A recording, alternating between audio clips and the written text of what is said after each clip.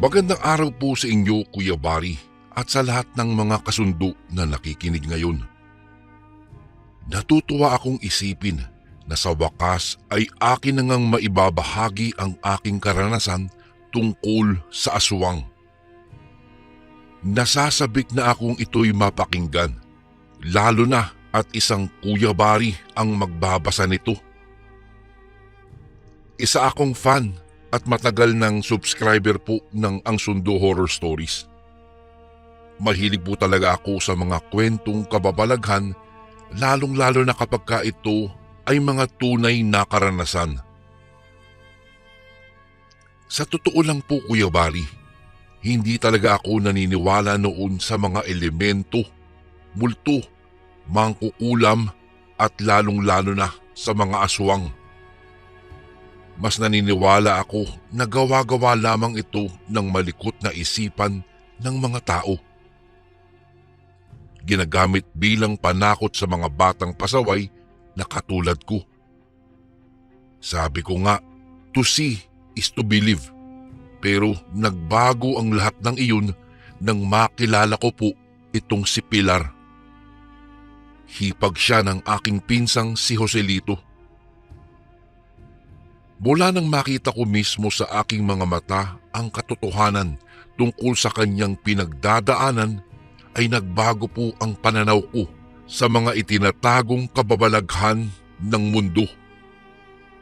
Siya nga po pala, ako po si Limuel at kasalukuyang nakatira dito sa Cebu. Alam ko po maraming magtataas ng kilay sa aking kwento. Dahil ang lugar na binanggit ko ay tahimik at hindi kilala sa mga aswang encounters tulad ng Iloilo, Capiz o Bacolod. Pero makinig po kayo, hindi lahat ng tahimik na lugar ay walang madilim na sekreto. Taong 1990, nangyari ang lahat ng ito. Kilalang albularyo itong pinsang kong si Joselito. Mayroon siyang maliit na kapilya na gawa sa mga tabla at pawid naman ang bubong. Napaliligiran ng mga halamang gamot ang bakuran nito. Madalas po akong mag-usyoso noon sa tuwing mayroong dinadala sa kanya. Pinagtatawanan ko pa nga siya ng palihim at pinag-iisipan ng hindi maganda, lalo na kapag ka magandang babae ang ginagamot niya. Sa aking kapilyuhan, Kuya Bari, ay aaminin kong nabubusog ang aking mga mata sa aking mga nakikita.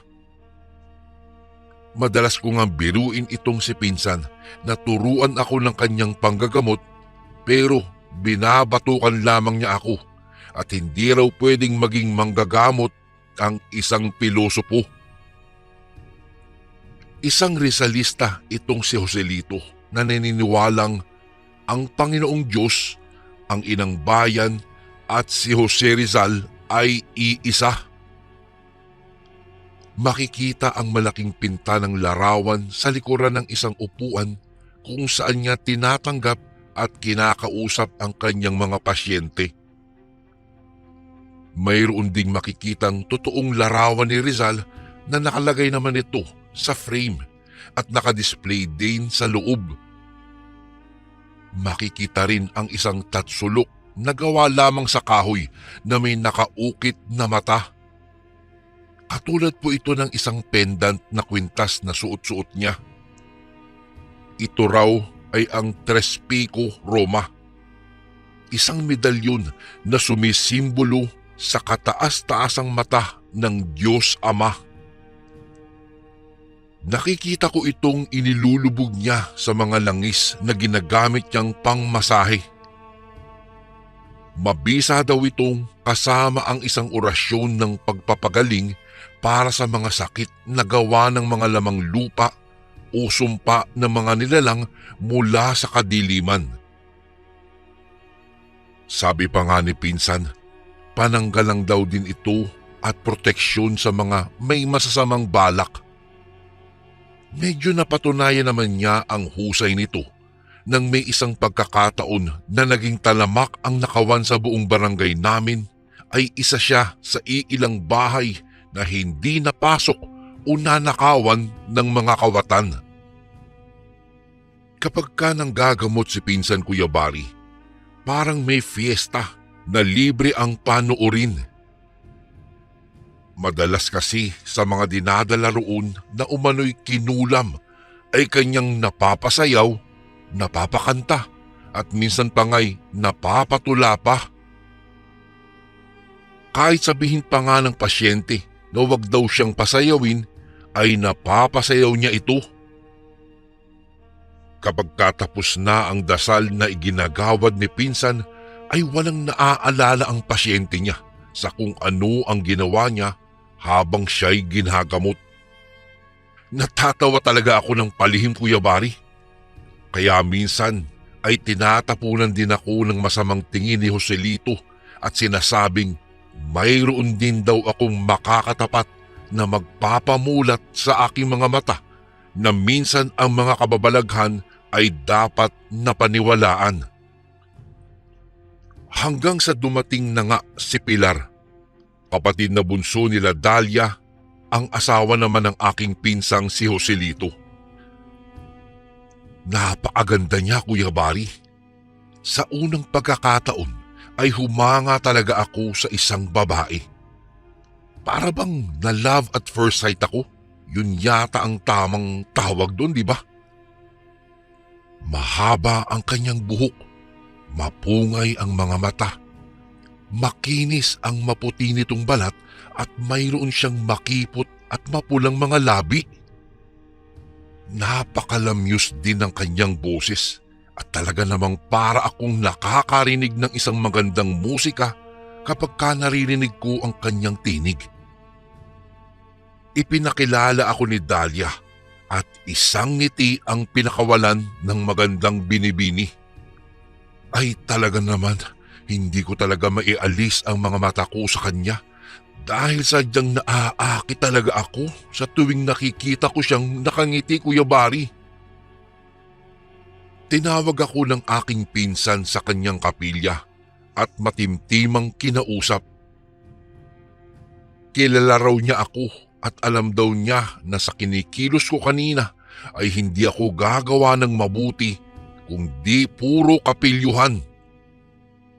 Binalaan niya ako na huwag gumawa ng anumang gulo sapagkat seryoso ang rason kung bakit pumunta si Pilar sa aming lugar. May sakit pala itong si Pilar. Isang klase ng sakit na hindi kayang gamutin ng doktor. Isang sakit na gawa ng isang sumpa na ipinasa daw sa kanya. Ayon kay Joselito, aswang daw si Pilar. Natawa naman ako siyempre, Kuya Bari. Sa matang anghel na mukhang taglay nito, alam kong nagsisinungaling lang ang pinsan ko. Ipinagpilitan ko pa nga sa kanya na wag na niya akong pagtripan pa dahil matanda na ako at hindi na madaling bilugin ang ulo ng isang Lemuel de la Cruz. Alam ni Joselito na ayan na naman ako sa pamimiloso po ko sa kanya. Kaya sabi niya ay kaya niyang patunayan sa akin na aswang nga si Pilar. Niyakag niya ako sa bakuran ng kanilang bahay at habang iniikot namin ang tahanan nila ay umuusal ng dasal itong si Joselito. Ilang sandali pa ay sinabi nito na tatawag siya ng pusa at kung sino o ano ang sasagot ay siya ang tunay na aswang. Naghintay ako at sa pagdaan namin sa tapat ng kanilang pintuan ay nagtawag nga ng pusa ang aking pinsan sa pamamagitan po ng malakas na pagngiyaw. Maya-maya'y biglang may sumagot sa loob ng pamamahay ng isa ring pagngiyaw. At iniluwa ng pintuan si Pilar. Ngumingiyaw na parang wala sa sarili. Tinapik ni Joselito si Pilar sa braso at doon lamang ito parang natauhan. Medyo nagtatanong pa nga ang kanyang mga tingin, subalit walang nagsalita sa amin ni Joselito. Pero hindi pa rin ako naniniwala. Kaya isang gabi, umiral ang kalokohan ko. Lumabas po ako ng bahay. Siguro po mga pasado 12:00 na ng gabi yun. Nanigarilyo ako sa ilalim ng punong mangga. At habang hinihit-hit ang dulo ng bahagi ng sigarilyo, ay may napansin akong maitim na aninong mabilis na kumilos palabas ng bahay nila pinsan. Agad naman akong nagtago sa puno. Nagmasid dahil akala ko ay baka magnanakaw iyon at may balak na pagnakawan o gawa ng masama ang pamilya ni pinsan. Pero nakita ko si Pilar. Si Pilar, Kuya Bari, nakatalikod sa akin at nakatingin sa bahay nila Joselito. Lalabas na sana ako sa aking pinagtataguan nang bigla kong nakita na tila hindi ito mapakali. Nagsimula itong maglakad ng mabagal at ako'y gulat na gulat dahil biglang naging aso. Noong una, Kuya Bari, maliit na itim na aso lamang ito. Pero sa tuwing ikukurap ko ang aking mga mata ay nadaragdagan ang laki niya. Mas malaki pa po ito sa akin pagkalipas lamang ng ilang sandali. Pigil talaga ang hininga ko sa natuklasan kong iyon. Totoo nga ang mga sinasabi ni Joselito. Totoo ang mga maligno, halimaw, totoo ang aswang. Mabuti na lamang at hindi ako nito napansin. Tumakbo ito at tinungo ang kabilang direksyon hanggang sa unti-unti na siyang naglaho sa aking paningin. Labis talaga akong nabalisa noong gabing iyon. Maski nakahiga na sa kama ay ramdam ko ang panginginig ng aking kalamnan at ang mabilis na pagtibok ng aking puso. Natakot talaga ako. Totoong takot na takot ako sa aking nakita. Para bang isang masamang panaginip na ayaw ko nang maulit muli. Kinabukasan ay nakita kong dinadala si Pilar sa kapilya pero tila hindi ito makapasok. Nagpupumiglas ito at nais kumawala. Ilang sandali pa'y bigla na lang itong nawala ng malay. Lumapit ako at tinulungan sila sa pagbubuhat kay Pilar. Grabe, Kuya Bari, napakabigat niya. Hirap kaming maipasok siya sa loob ng kapilya, maski 5 na kaming bumubuhat sa kanya. Sinabi sa amin ni Joselito na iupo raw namin si Pilar sa nakahandang upuan sa tabi ng lamesa. Kasunod ay itali daw namin ito. Nagulat naman ako sa sinabing iyon ng aking pinsan. Labag sa batas ang nais nitong gawin. Kaya naman ay agad siyang tumayo at kinuha ang lubid. Itinali niya ang kamay at paa ni Pilar sa upuan at sinabihan kami na wala na daw madadamay. Tahimik lang si Dalia sa ginagawa sa kanyang kapatid. Makikita sa mga mata niya na kumpiyansa siyang mapapagaling ito ng kanyang asawa. Samantalang may nagpuntang ilang kapitbahay sa bulwagan ng kapilya. Tila mga bata itong nagsusumbong kay Joselito na mayroon daw silang mga alagang natagpuang patay sa kani-kanilang mga bakuran. Sagot naman ni Joselito ay baka mayroon lamang daw mga ligaw na mabangis na hayop at ito daw ang may gawa roon. Ngunit hindi kaagad na kumbinsi ang mga tao. Ngunit tiniyak sa kanila ni Joselito na walang ibang gagawa noon kung hindi isang hayop lamang na nagawi marahil sa lugar namin. Pinaalis na niya ang mga tao at idinahilan sa mga ito ang pasyenteng kanyang gagamutin. Nakaupo lamang si Pilar, Kuya Bari, habang ang kamay at katawan ay nakatali sa upuan. Ako, si Dahlia at 3 pang kamag-anak namin ay naroroon sa loob ng kapilya. Bahagyang tinapik ni Joselito ang mukha ni Pilar at sa paggising niya ay nasaksihan ko na mayroong nag-iba sa anyo ni Pilar. Naging mabagsik ang mukha nito. Matatalim ang mga matang nakatingin kay Joselito. Nagsimula na itong magsisigaw at pinagmumura ang aking mga pinsan. Kumuha ng isang palito ng posporo itong si Joselito. Binali niya iyon at ang kaputol na may pulbura ay kanyang binulungan ng dasal at pagkatapos ay inilagay ito sa loob ng kuko sa hinlalaki ng paa ni Pilar. Matapos niyang gawin yun, ay agad na sumigaw si Pilar na parang nasasaktan. Ngunit pagkalipas ng ilang sandali, bigla itong tumawa ng malakas naman. Sinusukat daw umano nito ang lakas ni Joselito. Tinawanan niya ang pinsan ko at sinabing wala raw itong laban sa kanya. Isang pipitsuging albularyo at kayang-kaya raw niya si Joselito. Agad namang diniinan ng pinsan ko ang hawak nitong posporo sa paa ni Pilar. Sumigaw ulit ito ng panaghoy. Medyo mababa ang tono ng boses nito. Parang kay laki at nanggagaling sa ilalim ng lupa. Ha! Hindi mo ako kaya! Narinig kong sambit ni Joselito. Nagpupumiglas si Pilar sa upuan at panay ang kanyang pagmumura, tawa at maya-maya ay iiyak sa sakit.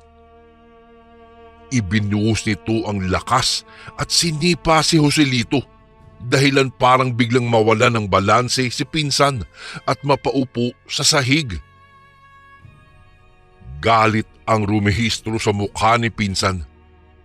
Inalis nito ang suot-suot na trespiko Roma at isinuot ito sa babae. Mas naging malakas ang panaghoy nito at tila napapaso. Sinisigaw nito, alisin ito sa kanyang katawan. Agad din itong nagbanta na kapag hindi raw lumubay si Joselito ay papaslangin ito si Pilar. Umiyak naman sa tabi si Dahlia nang makita sa ganoong sitwasyon ang kanyang kapatid. Agad na hinawakan sa leeg ni Joselito si Pilar. Ang kanyang hinduturo ay marahan niyang hinahaplos-haplos sa gilid ng leeg nito. Sigaw ng sigaw si Pilar. Tinanong nito kung sino siya. Ayaw namang magsalita ni Pilar. Pinaabot niya kay Dahlia ang isang tali ng bawang. Agad na sumingasing ang babaeng nakatali sa upuan. Sumigaw din agad ito na ilayo ang bawang dahil sobrang baho daw nito. Nahuli ko ang ngisi ni Joselito sa tinuran ni Pilar. Hindi siya nagpapigil. Isinabit niya ito sa liig ni Pilar. Akala ko nga Kuya Bari baka umusok siya kasi ganun po yung napapanood ko sa sinehan. Pero nagkamali ako. Noon ko nalaman na hindi pala totoo na takot sa bawang ang aswang. Ang totoo niyan, ayon sa obserbasyon ko po, ay nababahuan lamang ito at naging iritable sa amoy ng bawang. Maya-maya'y biglang nagbago ang aura nitong si Pilar. Parang bumalik ang totoong anyo nito. Ang maamo nitong mukha ay muli kong nasilayan. Nakawala daw ang espiritu ng aswang. Hinang-hina ang itsura ni Pilar. Namumutla rin ito. Nagtanong ito kung bakit siya nakatali at nakiusap na pakawalan siya. Kinalas naman ni pinsan ang tali. Ipinagtapat ni Pilar ang lahat. Nagsimula siya sa kwentong mayroon daw siyang manliligaw na kanyang tinanggihan. Hindi naman daw niya kasi talaga gusto ang binata dahil basagulero daw ito at parang palaging naghahanap ng gulo. Mabaho rin daw ito at parang hindi magawang maligo. Inamin din niya sa amin na simula daw ng tanggihan niya ang binata ay nagkaroon na siya ng masasamang panaginip. Bukod dito ay palagi raw siyang natatakam sa mga nakataling manok ng kanyang tatay. At animoy naglalaway sa mga bagong katay na karne. Agad namang itinanong ni pinsan kung mayroon daw ba itong nakaing bigay ng binata. Mayroon daw dahil niregaluhan daw ito minsan ng 1 dosenang donut. Sabi naman ni Joselito na maaaring hinawahan siya ng binatang ito ng pagiging aswang. Marahil ay nilawayan daw nito ang donut at ito ang dahilan ng mga naging paghihirap ng dalaga. Maya-maya'y inilabas ni Insan ang isang maliit na botelya na mayroong langis. Napansin kong kumukulo ang langis, Kuya Bari. Isa raw itong palatandaan na hindi pa naaalis ang pagkahawa ni Pilar. Nagpaalam itong lalabas upang manguha raw ng gamot. Sa kanyang pagbalik ay may bitbit na itong iba't ibang klase ng halamang gamot, dahon at mga ugat. Dinikdik niya ang mga ito at kinuha ang katas nun. Inilagay sa isang baso. Dinasalan din niya ito ng orasyon. Pagkatapos ay ipinainom ito kay Pilar. Tinapik-tapik nito ang likod ng dalaga. Isang pampasuka pala ang ipinainom ni pinsan. Ilang sandali pa, bigla na lang sumuka na itong si Pilar. Malapot at itim ang likidong lumalabas sa kanyang bibig. Hinaplos-saplos ni Dahlia ang likuran ni Pilar habang inihahanda naman ni pinsan ang nagbabagang uling at inilagay dito ang 1 piraso ng insenso. Patuloy lamang sa pagkulo ang langis na nasa sisidlan. Patuloy pa rin ang pagsusuka nitong si Pilar.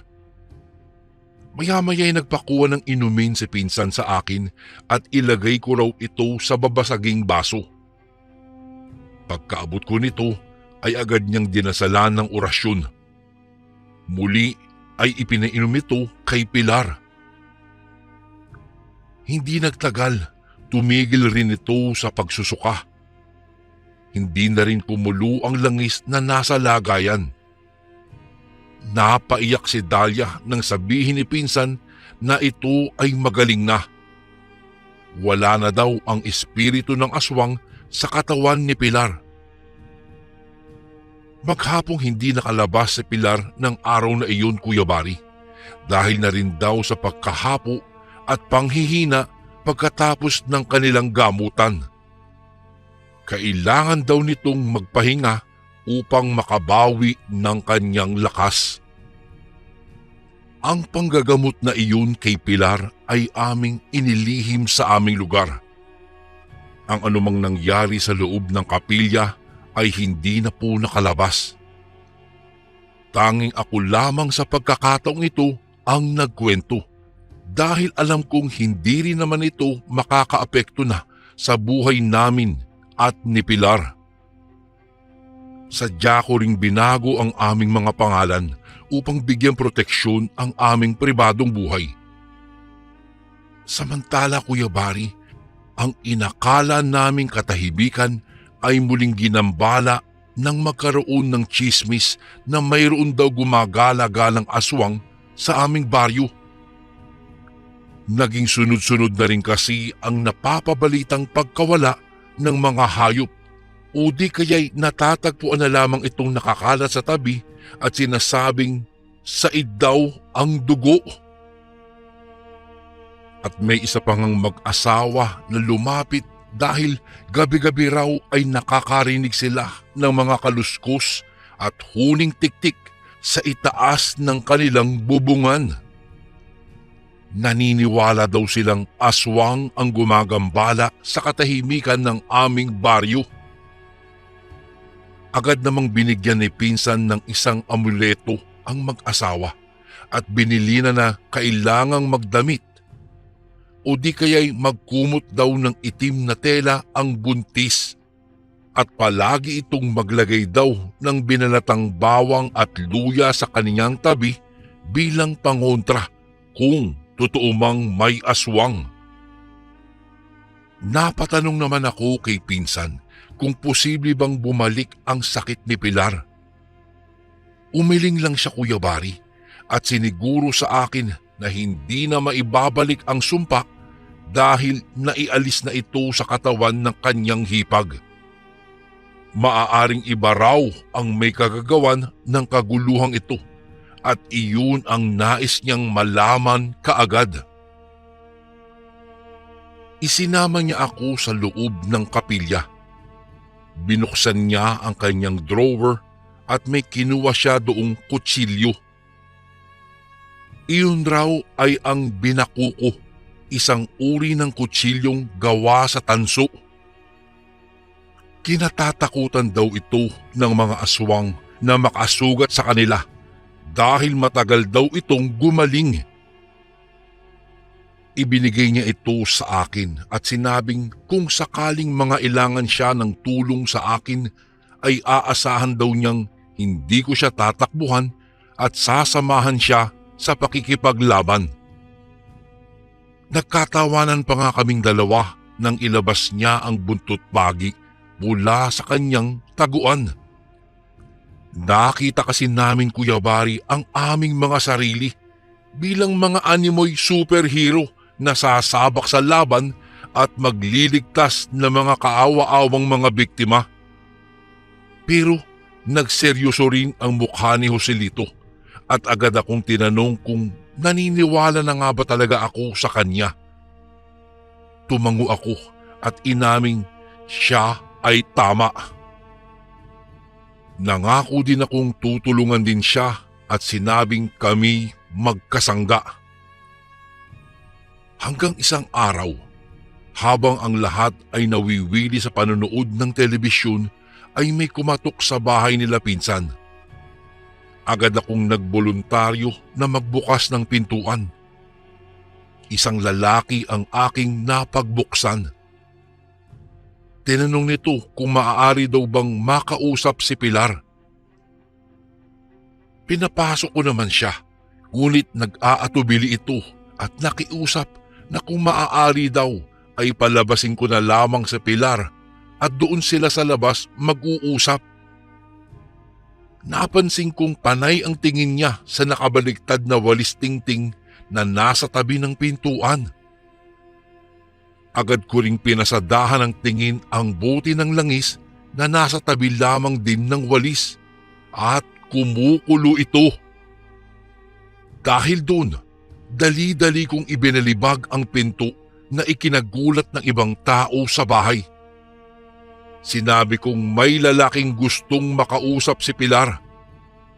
Ngunit hindi makapasok at itinuro ko ang botelya ng langis na kumukulo-kulo pa rin. Agad naman nagyakap si Dahlia at Pilar sa labis na takot nang mapaghinuha ang nais kong sabihin. Napamura naman si Joselito at dinampot kaagad ang buntot pagi. Lumabas ito kaagad ng bahay at hinamon ang aswang. Biglang humangin ng malakas at nangamoy ang malansang amoy ng dugo. Nakatayo sa aming harapan ang isang nilalang na may kakilakilabot na itsura. Anyong tao siya pero mabalahibo. Mayroon din siyang matutulis na ngipin at namumula ang kanyang mga mata na nanlilisik pa. Para akong asong nabahag ang buntot ng mga sandaling iyon, Kuya Bari. Mas malala ang naging takot ko kaysa sa nakita kong aso noon na nagbabago ng laki.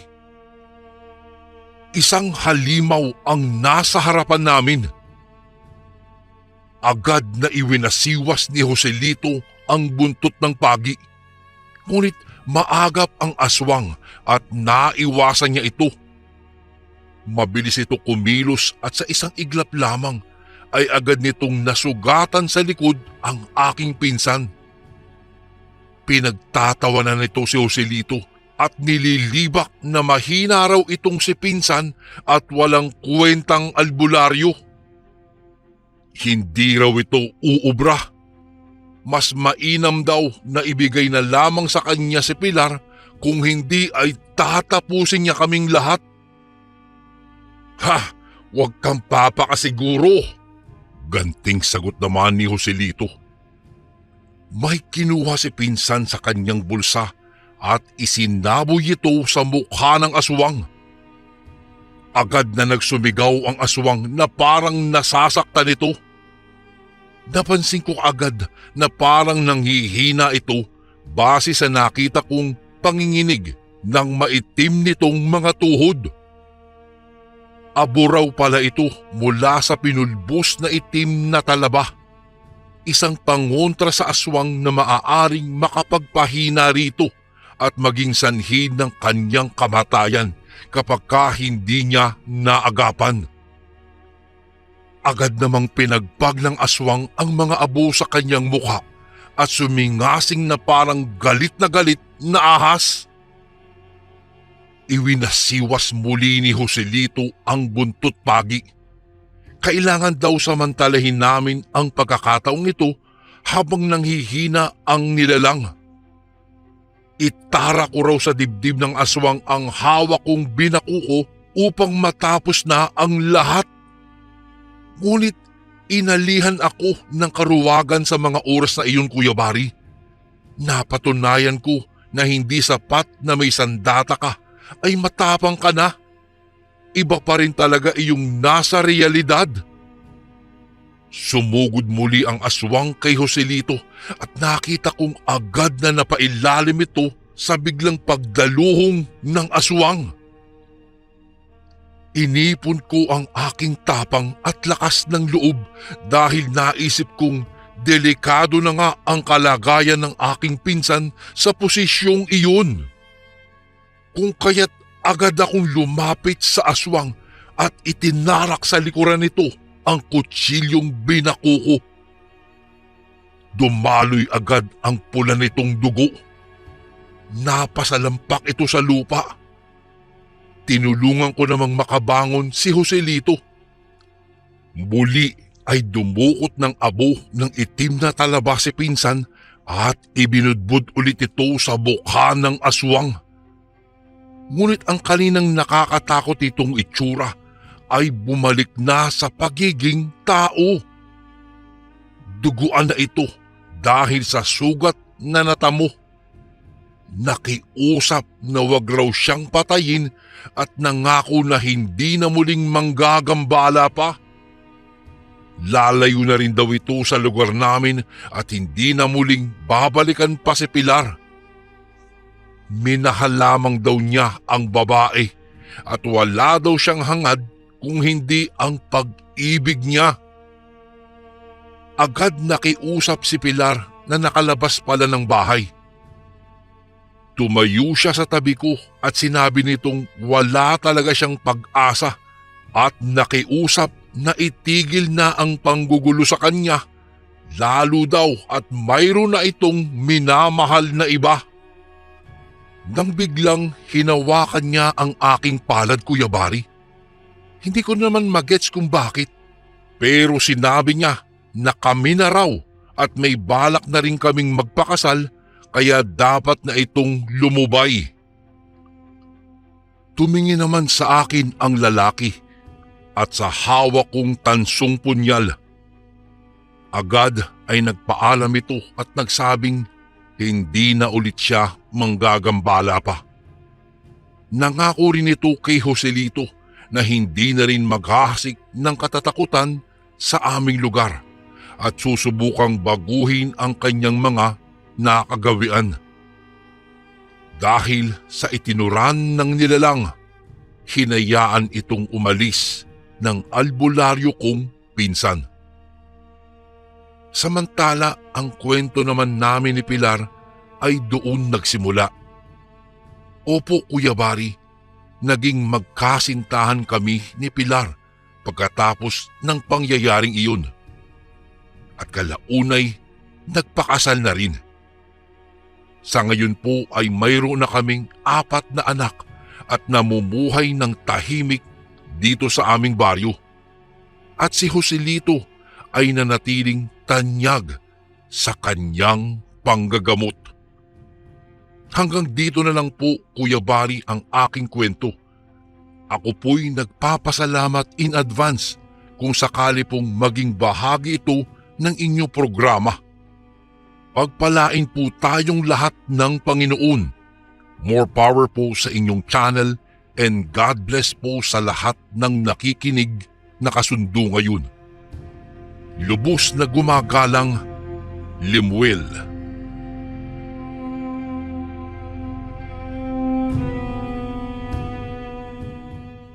Magandang araw po sa inyo, Kuya Bari.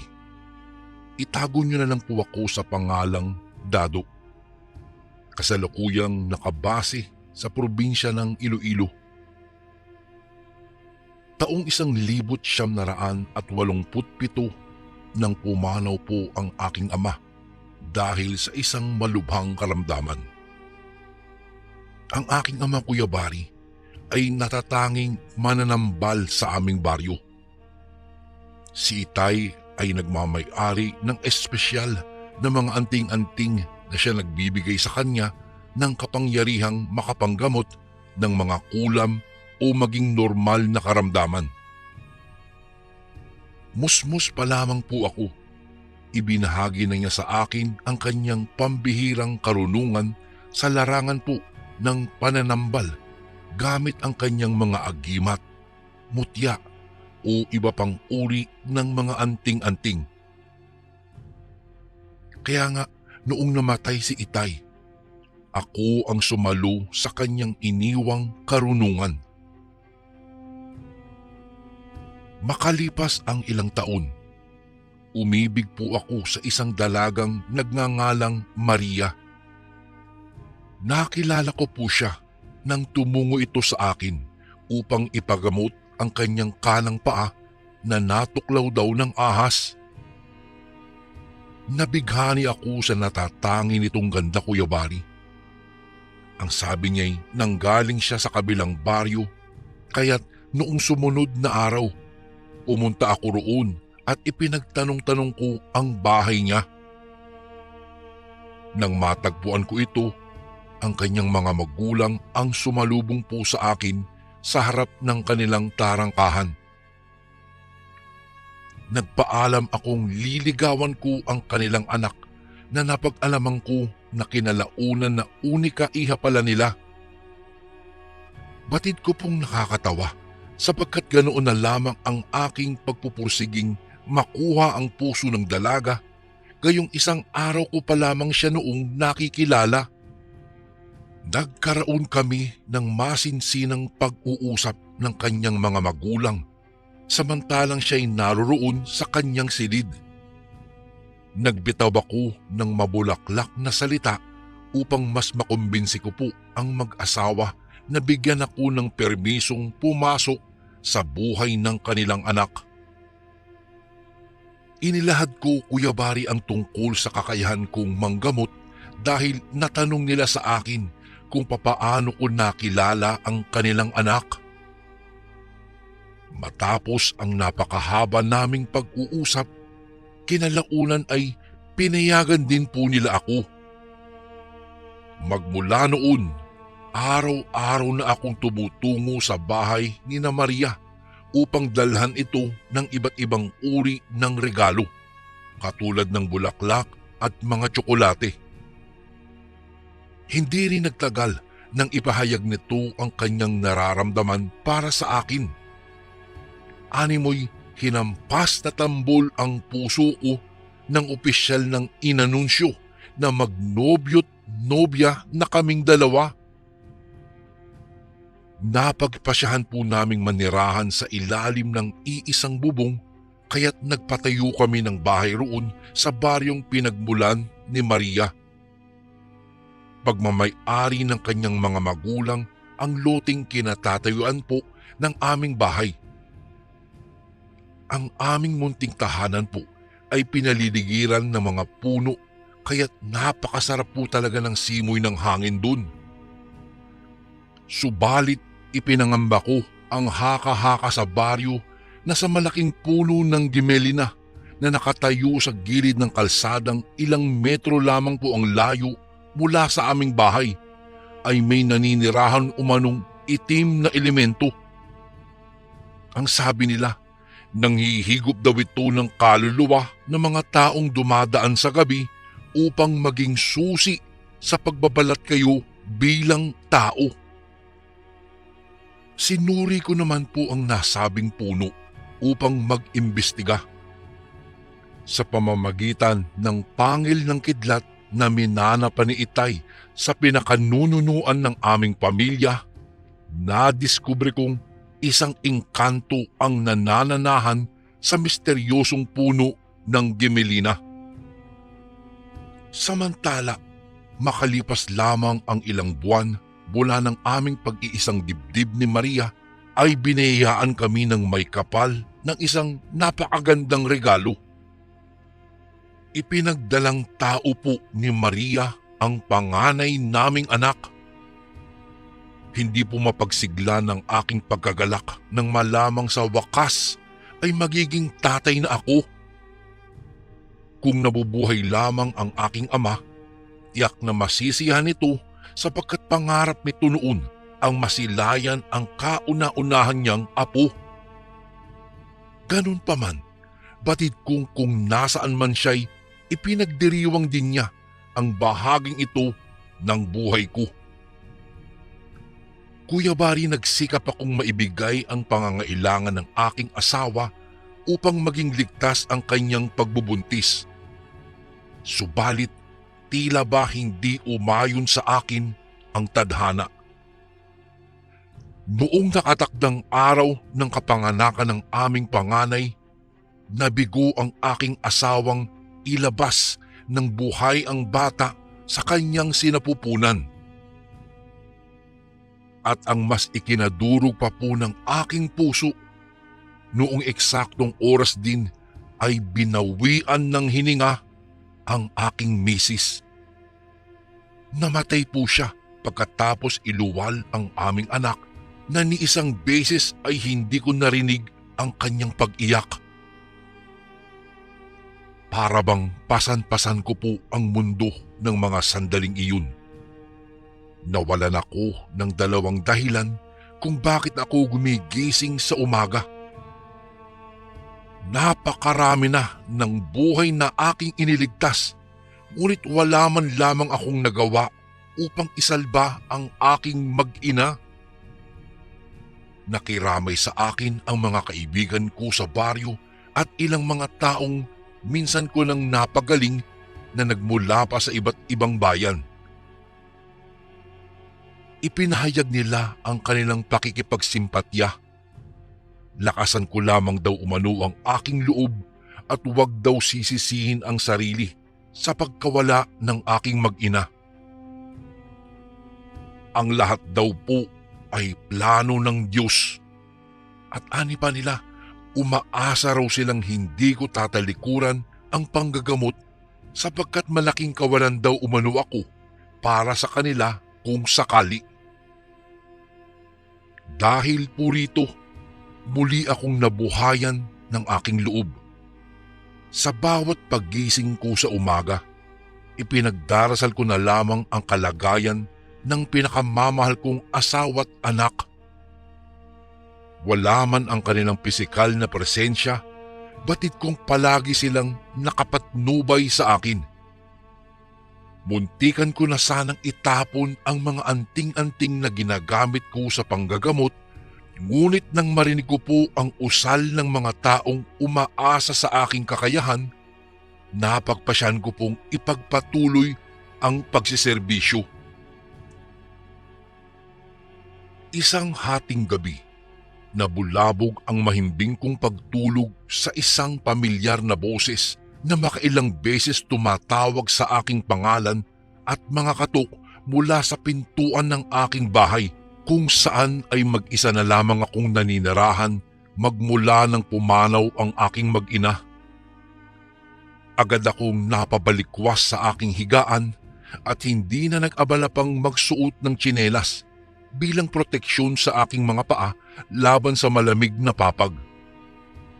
Nagmamadali kong binuksan ang pintuan at tumambad po sa aking mga mata ang binatang si Lester.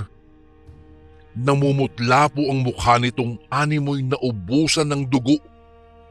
Matamlay rin ang katawan nitong nakatayo sa harap ng pintuan na para bang manipis na sanga ng kahoy na paggewang-gewang. Ang bawat pagtirik din ng mga mata nito'y nagpapahayag na anumang sandali mawawala na siya ng malay, kaya't inalalayan ko po siya papasok ng bahay at ipinaupo sa mahabang upuang may sandalan na gawa lamang sa kahoy. Malakas ang pakiramdam kong isang itim na kapangyarihan ang nasa likod ng kanyang sinapit. Agad ko namang kinuha ang espesyal na batong nakakagamot ng mga karamdaman na nakasilid lamang sa isang kahong de susi at dinasalan nito ng isang orasyon habang nakalubog ito sa isang basong may lamang tubig. Pagkatapos nun ay ipinainom ko ito kay Lester. Ilang sandali pa'y umepekto na ang orasyon. Unti-unting nawala ang pamumula sa mukha ni Lester at nakaagalaw na rin ito ng maayos. Tinanong ko naman siya kung kaya na niya bang magsalita at ipaliwanag ang dahilan ng kanyang sinapit at tumango naman ito sa akin. Ayon sa kanya, bumisita raw po siya sa bahay ng kanyang kaibigang lalaki upang ipagdiwang ang kaarawan nito. Napagyayaan daw nila ng iba pang nilang kaibigan na mag-inom. Kaunti lamang daw ang ininom niya, kaya kampante siyang umuwing mag-isa kahit medyo paika-ika na siya maglakad. Ngunit sa kasamaang palad, inabutan siya ng antok sa kalagitnaan ng pagtahak niya ng daan patungo sa kanilang bahay, kaya't napaupo siya sa kalsada doon sa ilalim ng punong gimelina na naglalaman ng mga nakakagimbal na haka-haka sa baryo. Nakatulog daw siya ng kaunting oras, subalit habang ninanamnam niya umano ang mahimbing na tulog, napansin niyang parang may humihigop sa kanyang katawan. Inakala daw niyang isa lamang itong bangungot, kaya't pinilit niyang magising. Nang magising siya, pakiramdam daw niya ay parang 1% na lamang ang lakas ang natitira sa kanya. Nasilayan din ng kanyang dalawang mga mata ang isang itim na usok na bumabalot sa puno ng gimelina, kaya't nagpursigi siyang maigalaw ang kanyang mga paa at tumayo at dali-daling tinahak ang ilang metro patungo nga sa aking bahay sa kabila ng panghihina ng kanyang katawan. Halos gumapang na daw siya sa kalsada, ngunit sa kabutihang palad nagawa pa rin niyang makapaglakad. Dahil sa pagsasalaysay na iyon ni Lester, mas lalo pang binalot ng misteryo ang nasabing puno ng gimelina. May ilan na ring iminumungkahing ipapaputol na ang punong ito, subalit sumalungat ako sa ideyang ito dahil kahit paputulin ang puno, maghahanap din lamang ang masasamang elemento ng kanilang panibagong matitirhan at mas mabuti pang batid naming doon na lamang sa puno ng gimelina ito mananahan at mamonterya ng biktima sa gabi upang ito'y aming maiwasan. Sumang-ayon naman po sa akin ang mga tao. Makalipas ang ilang linggo, hindi na po muling nasundan pa ang insidenteng naengkwentro ni Lester. Naging maingat na rin kasi ang mga tao at wala nang sumubok pang tumambay sa may punong gemelina sa gabi. Hanggang sa isang araw, isang babae ang tumungo sa akin. Hindi mapagkakaila ang taglay nitong ganda kahit na sa unang titig pa lamang. Mahahaba ang makinis na pares ng mga bias nito na animoy isang modelo ng isang sikat na produkto. Muntika na akong mabighani noong unang sandaling masilayan ko siya sa harap ng aking bahay. Subalit naalala ko ang aking pangako sa yumao kong asawa na si Maria na siya lamang ang aking iibigin sa tanang buhay ko. Nang inusisa ko ang babae ukol sa sadya niya sa pagpunta sa aking bahay, tumugon lamang ito ng isa pang tanong kung ako raw ba si Dado, ang magaling na manggagamot sa baryo. Sinang-ayunan ko naman ito at saka siya nagpakilala bilang si Ana at sinabing ipapagamot niya raw sana ang kanyang malubhang karamdaman. Ang sabi raw kasi ng doktor matapos ang isang masusing analisasyon patungkol sa kanyang kalagayan, kakailanganin daw niya na gumasos ng malaki upang maipagamot ang abnormal na paglaki ng kanyang puso.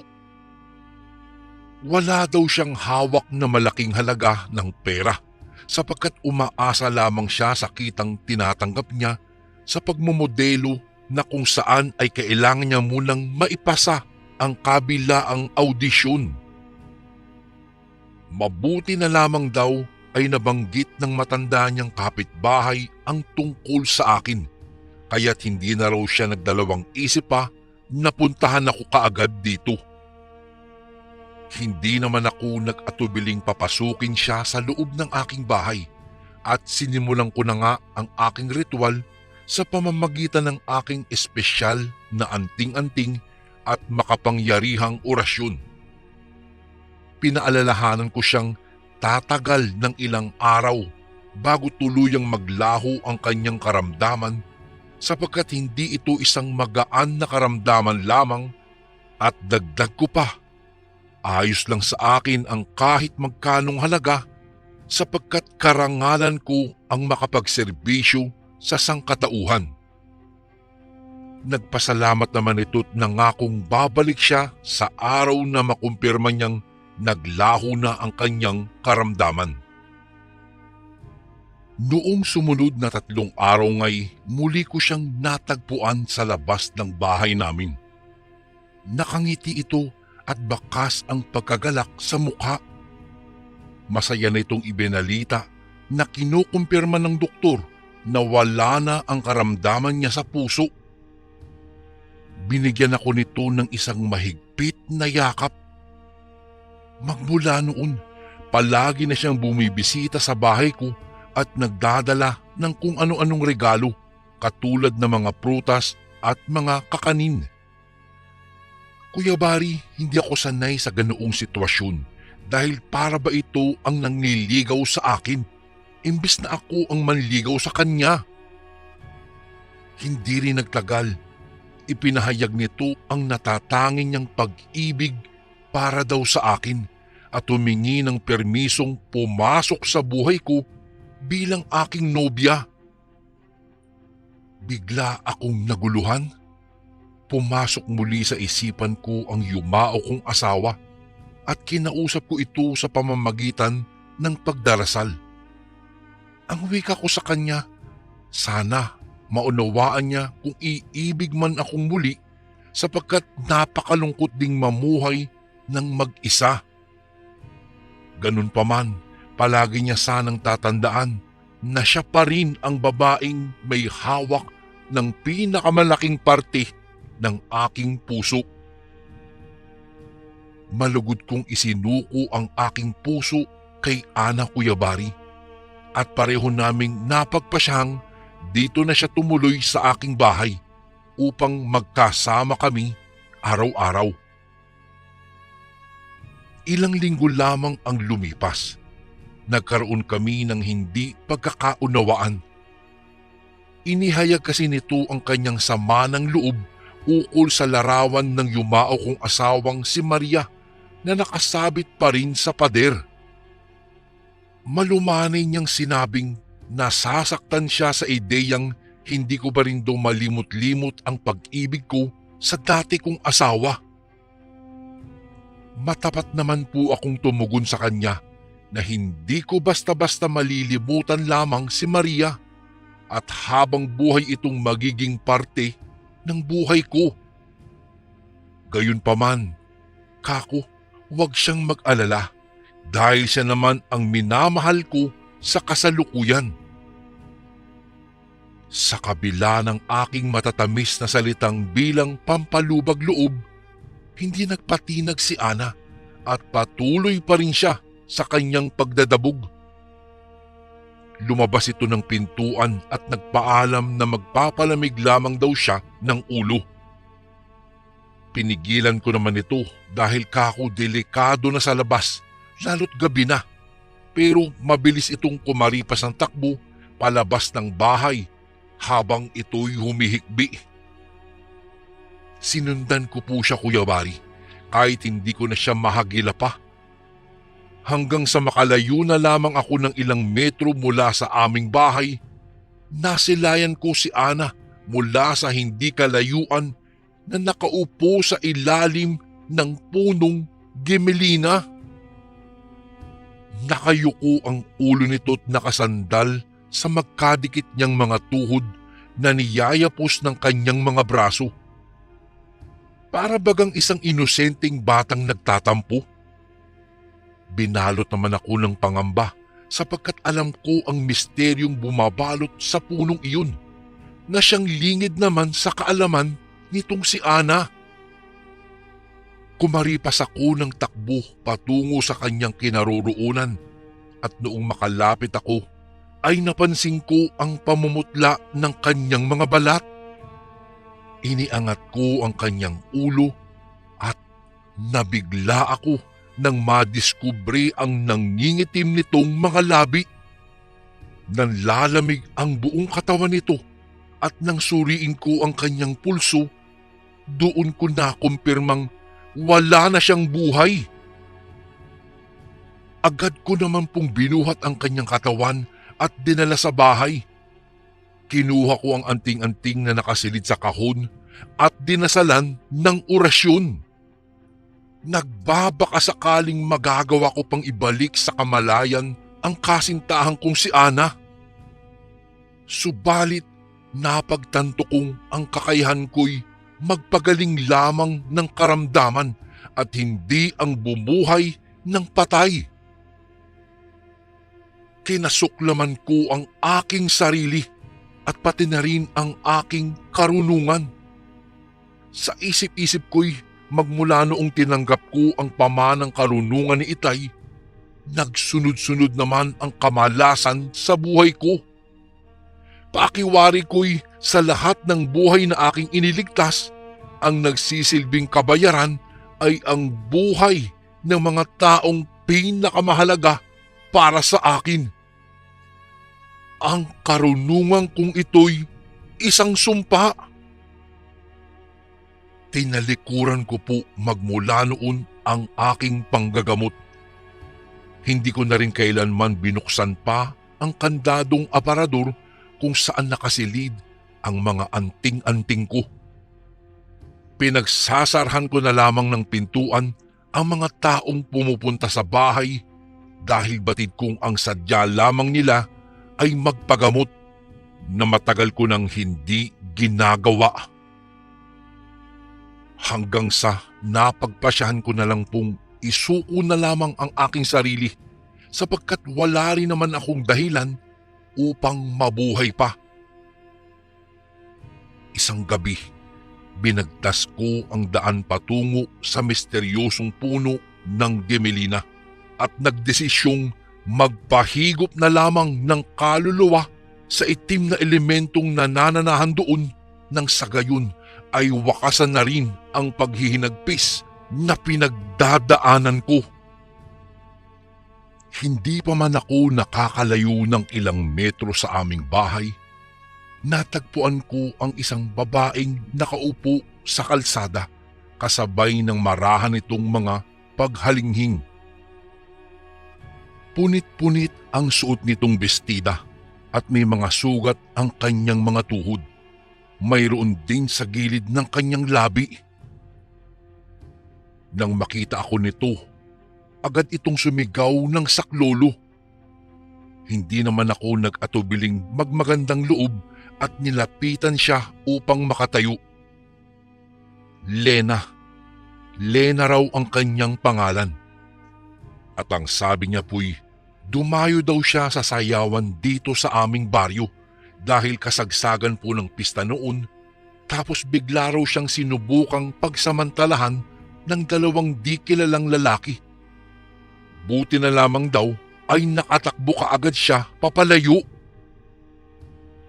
Nakiusap itong kung maaari daw ay makituloy muna sa aking bahay upang magtago lang, at dahil naaawa naman po ako sa kanya ay hindi ako nag-alinlangan. Noong makarating kami sa bahay, binigyan ko ng paunang lunas ang kanyang mga sugat. Pagkatapos ng ilang sandali naming pagbabahagi ng ilang detalye tungkol sa isa't isa, binalot ng katahimikan ang kawalan at sinubukan niyang basagin ito sa pamamagitan ng pagbibitaw ng papuri sa aking magandang kalooban. Dagdag pa niya na siguro maswerte siya kung magiging malapit kami sa isa't isa. Marahan naman akong pumeke ng ubo at sinabing, "Naku, wag mo na subukan pa. Baka kung ano mangyari sa'yo." Nagtanong ito kung bakit, ngunit ang sagot ko'y wag na niyang alamin pa.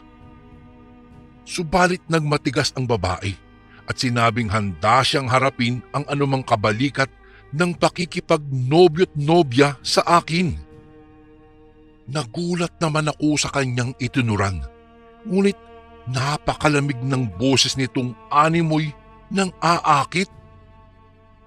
Hanggang sa hindi ko na po napigilan ang pagdikit ng aming mga labi.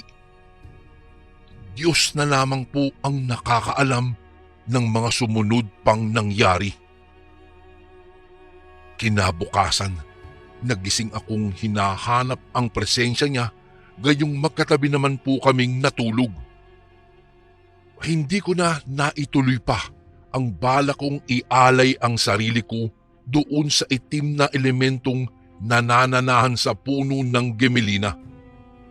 Sa isip-isip ko'y tinalikuran ko na naman ang panggagamot, kaya't wala ng dahilan upang singilin ako ng kapalaran. Kaya't kung papayagan kong muling umibig ang aking sarili, nasisiguro kong hindi na malalagay sa kapahamakan itong si Lena, ang bagong babaeng nilalaman ng aking damdamin. Naghintay ako sa pangalawang gabi at hindi nabigong muling siya ay masilayan. Sabi niya'y umuwi raw siya sa kanila noong umaga at hindi na nagawang magpaalam pa. Dagdag pa niya, ayaw daw niyang istorbohin ang mahimbing kong pagtulog. Dahil naman sa kanyang itinuran, napangiti na lang ako at doon na nagsimula pong magkamabutihan ang loob naming dalawa at opisyal na naging magkasintahan. Isang araw, dumalaw sa akin ang kaibigan kong isang albularyong si Mang Edgar. "Ay naku Dado, iba ang pakiramdam ko sa babaeng iyan," wika ni Mang Edgar sa akin nang minsang dumalaw ito sa bahay upang kamustahin ang aking kalagayan. Isa po siyang magaling na albularyo, ngunit hindi naman po sa pagmamayabang kuyabari. Hindi maikukumpara dito ang aking galing sa larangan ng panggagamot. Habang si Lena naman po noon ay natutulog sa aming silid.